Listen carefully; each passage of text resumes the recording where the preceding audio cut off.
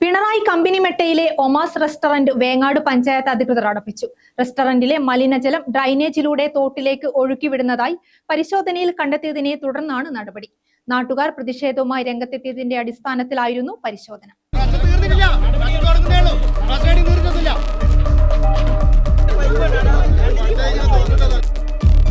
ഇത് 1.5 വർഷത്തോളം നമ്മൾ അനുഭവിക്കുന്നത്. 1 മണിയാകുമ്പോഴത്തേക്ക് ഇവർ തുടങ്ങും. 10 മിനിറ്റ് കഴിഞ്ഞാൽ ഭയങ്കര ഇവിടെ നേരിട്ട് വന്നിട്ട് പറയുമ്പോൾ അവര് പറയുന്ന വെച്ചാൽ നമ്മളെല്ലാം അത് ചെയ്യുന്നത്, നിങ്ങൾ വേറെ വേറെ പണി നോക്കിക്കോന്നാ പറയാറ്. വീട്ടിന്റെ അകത്തിരിക്കാൻ കഴിയില്ല, അമ്മ ഇഷ്ടമല്ല.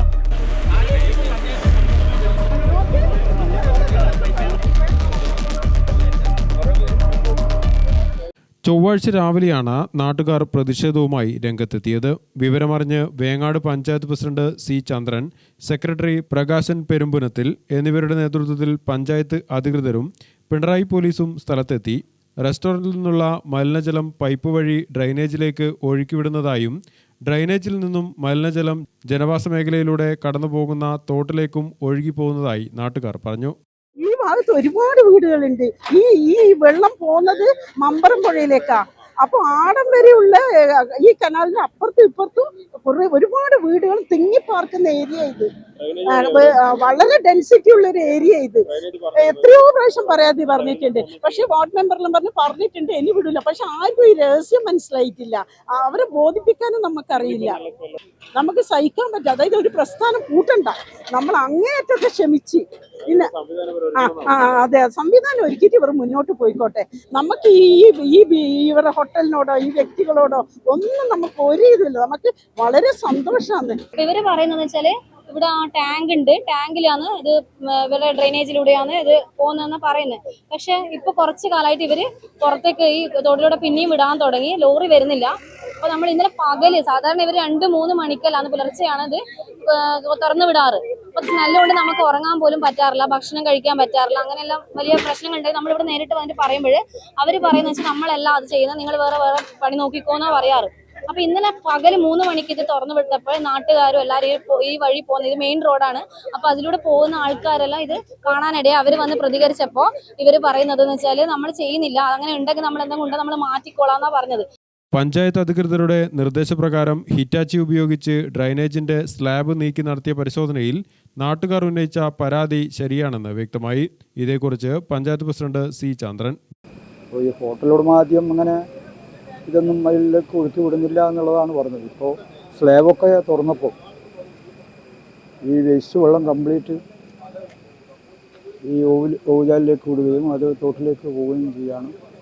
വലിയ രീതിയിലുള്ള ദുർഗന്ധം വഹിക്കുന്ന രീതിയിലുള്ള വെള്ളങ്ങളാണ് ഇവിടെ കെട്ടി നിൽക്കുന്നത്.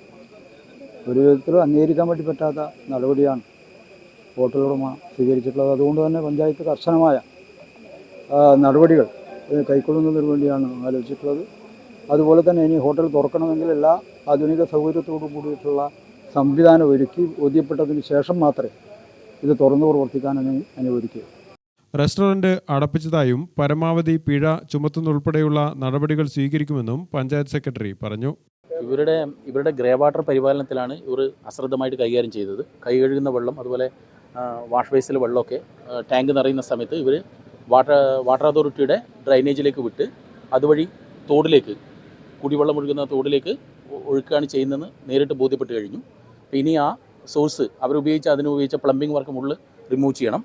അതിനുശേഷം ഗ്രേ വാട്ടർ ട്രീറ്റ്മെൻറ്റ് പ്ലാന്റ് ഏകദേശം 4.5 ലക്ഷം രൂപയോളം വരും. അതിവർ സ്ഥാപിച്ച് ആ എല്ലാ സംവിധാനവും ഇവരെ ഒരുക്കിയെന്ന് ബോധ്യപ്പെട്ടാൽ മാത്രമേ ഈ സ്ഥാപനം ഇനി തുറക്കുകയുള്ളൂ. ശുചിത്വ പ്രശ്നങ്ങൾ, ടോയ്ലറ്റ് ഇപ്പോൾ നോക്കുമ്പോൾ പുറത്തെ ടോയ്ലറ്റിനും ഇതുപോലെ ഓവർഫ്ലോ ആണ്.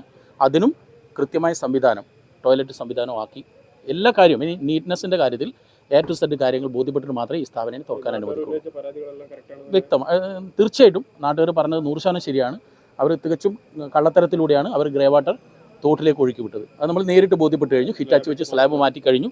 സ്ലാബ് ഇട്ട് മറക്കിയിട്ടാണ് അവർ ഗ്രേ വാട്ടർ പൊതു തോട്ടിലേക്ക് ഒഴുക്കി വിട്ടത്. വാട്ടർ അതോറിറ്റിയുടെ പൈപ്പ് ലൈനിന്റെ വാൽവും മാൻഹോളും ഉള്ള ഭാഗത്ത് കൂടിയാണ് മലിനജലം ഒഴുക്കിയിരുന്നത്. ഇത് പരിശോധിക്കാനായി വാട്ടർ അതോറിറ്റി അധികൃതരും സ്ഥലത്തെത്തിയിരുന്നു.